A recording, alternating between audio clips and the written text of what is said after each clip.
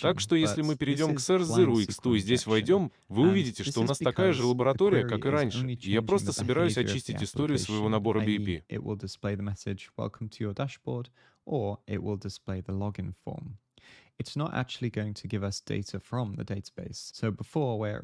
В противном случае легко запутаться. Протестируй функциональность, и мы получим 3 ответа. Давай продолжим и протестируем это так же, как мы делали раньше. Чтобы мы могли увидеть этот URL-адрес, отправьте его на ретранслятор. И давайте посмотрим, сможем ли мы добраться до администратора. Это PHP. И мы получим сообщение об ошибке. Значит, неверные данные от третьей стороны.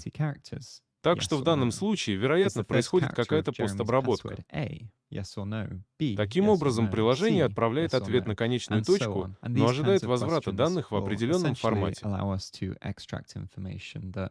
Теперь это может ограничить то, что мы действительно можем сделать с помощью этой атаки, но мы все еще можем проверить наличие подделки запроса на стороне сервера, даже если иногда это может быть не так пригодно для эксплуатации. Так что давай зайдем в веб-хук. Зайди на сайт и возьми вот этот адрес. Просто помни, что ты не должен использовать его, если у тебя утечка конфиденциальной информации. Проще всего запустить свой собственный веб-сервис или, знаешь, подключить сервер EC2 и перехватывать запросы. Таким образом, ты можешь просто раскрутить что-нибудь, что находится на бесплатном уровне. Нажми «Отправить», и мы снова получим неверные данные от третьей стороны. Но здесь мы видим, что поступает запрос. Теперь, если ты пользуешься Bugsuite Professional, ты также можешь использовать Collaborate. Например, мы можем удалить это, щелкнуть правой кнопкой мыши и вставить полезную нагрузку Collaborate. Я думаю, нам, вероятно, понадобится HTTP с двоеточием и косой чертой. Нажмите «Отправить», а затем, если мы перейдем к сотруднику, мы сможем провести опрос и увидеть запросы. Но, конечно, если вы не используете Bugsuite Pro, вы можете использовать веб-хук, а также сайт или альтернативный вариант. Сейчас продемонстрировать влияние слепого SARF может быть немного сложнее. Так что иногда мы все еще можем перечислять внутренние службы, или мы можем извлекать данные по внеполосным каналам, или мы можем обходить брандмауэр и прочее, чтобы по-прежнему отправлять запросы, даже если мы не видим ответа. Прежде чем сообщать об этом, важно рассмотреть целевую область применения, масштабы и влияние того, что вы обнаружили. Так что обязательно покопайтесь и выясните, что вы можете сделать с этой уязвимостью, прежде чем сообщать о ней. На этом видео все. Увидимся в следующем. We get a fail because we get 1928 and 0 matches. But if I change this to match the second character, so L, for example, we again get our success. And we could do something like the first 3 characters starting from position 1, ALE, and send. And again, we get a pass. So you can kind of understand what substring is doing and how it's working. But we don't want to comparing strings that we provide. We actually want to compare this to something that we grab from the database. So what I'm going to do is I'm going to select the version of the database. And then I'm going to select the first character of the database version with a length of 1. And let's see if it's version 7. Oh, and before we send it, we need to put this in brackets because this needs to resolve first. So let's send this. And we get a fail, unfortunately. So let's see if the first character of the database version is 8. And we get a pass. So nice. So we know that MySQL is version 8. So let's keep going with this. And usually the MySQL versions are something like, 7.0.1 or 8.1.1 like this. And I know this just from seeing the versions written down before. You could go into the database and check if you wanted to, but let's keep going. So starting from character 1, we want to select the first 2. And I'm pretty sure the next one will be a dot. And then we have our 1 match. Okay, so let's see if it's version 8.0. It is 8.0. Let's try 8.0.0. 0 matches. 8.0.1. 0 matches. 8.0.2, 0 matches. 8.0.3, we get a match. So now we've enumerated or extracted the version of the database. Now, if you feel like you've grasped this concept and you want a little bit of a challenge, then feel free to go ahead and extract Jessamy's password. But if you want to continue, we'll work through it together. So how do we extract Jessamy's password? Well, I don't want to do it manually. So for example, I don't want to do something like select password from injection 0x02 where username equals Jessamy. First character and the length of 1. And we could do this manually, A, B, but it's going to take a very long time. So what I'm going to do is I'm going to press Control I to send this to Intruder. And we're going to keep it on Sniper just to begin with so that we can get the first character. And then you can see that it's actually marked the correct fields. So here I'm going to add my list. So I think in this case, we just want A to Z 0 to 9. So I'm just going to quickly do this on my keyboard.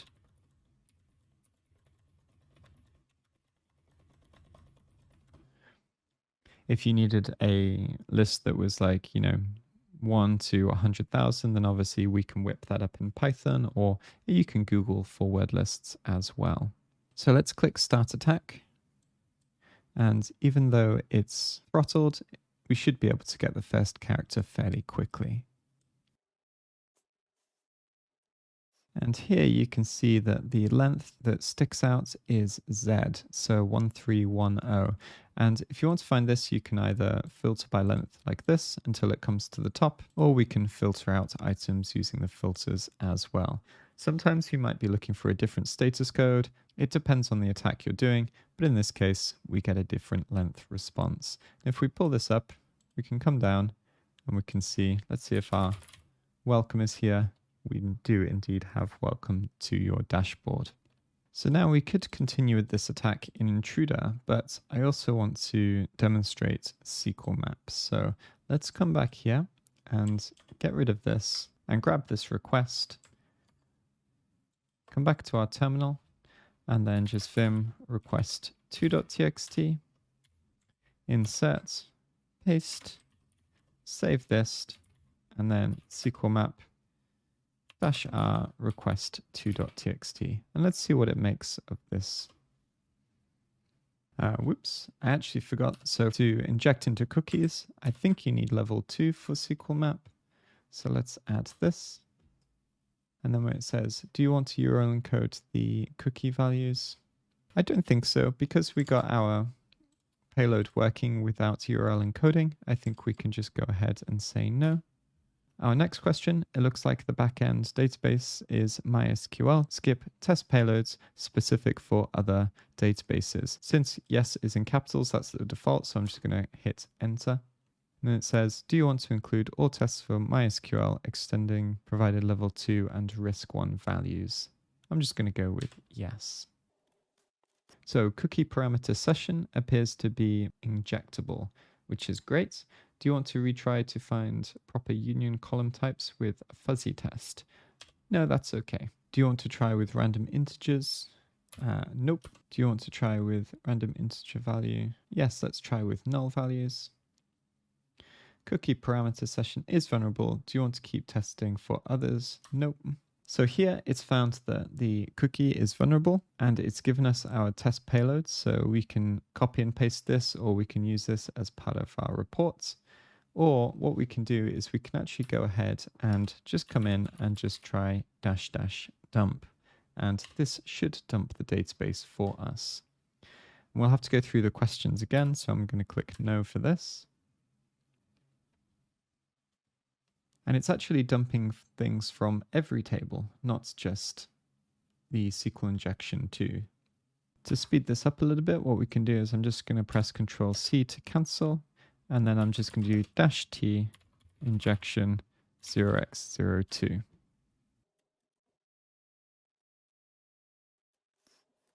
Do you want to store hashes to a temporary file for eventual further processing with other tools? No, I think we're fine.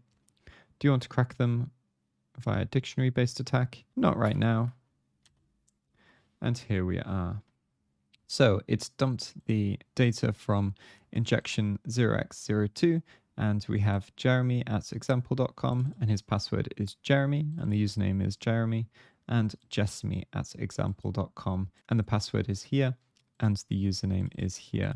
And I think if you notice that before, we got a match when we were doing our blind SQL injection, but we actually used a lowercase z instead of an uppercase. So this is an interesting quirk to look out for in SQL, where comparing uppercase and lowercase characters could still result in true.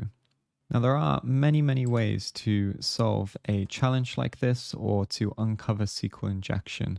So, of course, you can manually extract information. You can use things like intruder, wfuzz, or ffuf to automate the attacks. We can use SQL map to try and assess whether a vulnerability exists and also dump data quite easily. And the choices that you make really depend on your situation, your targets, and maybe some constraints that you're working with. For example, it wouldn't be appropriate to fire off SQL map as we did if you're working on a bug bounty and the instructions are to say, hey, 5 requests per second maximum. So always think about these things. You have a bunch of different techniques to work with. And really with SQL map, for example, we're really only just scratching the surface. We haven't really dived into the full extent, but we'll look at that in future videos and courses. So before we wrap up this video, I have a challenge for you. And if we head over to injection 3, you'll see that we have a simple sushi supplies website. Here you can see some products and a product search. So if I take one of these product names like the Tanjobi sushi rack, paste this in here, click search, it gives us a few more details about this product. Now your challenge is to extract the username and password of the administrator account. Now this lab follows the same naming conventions as the previous ones, so the tables will be prefixed with injection 0x03, and you're welcome to use any technique that you like. I encourage you to give it a try manually first. That will help you develop your understanding and intuition for how applications behave during a SQL injection attack, but really it's entirely your choice as to how you develop your methodology. If you don't manage to solve it, then don't fret. Just make sure you give it a really good try. We'll walk through the solution together afterwards. Don't forget to keep your notes up to date, and I'll catch you in the next video. Good luck.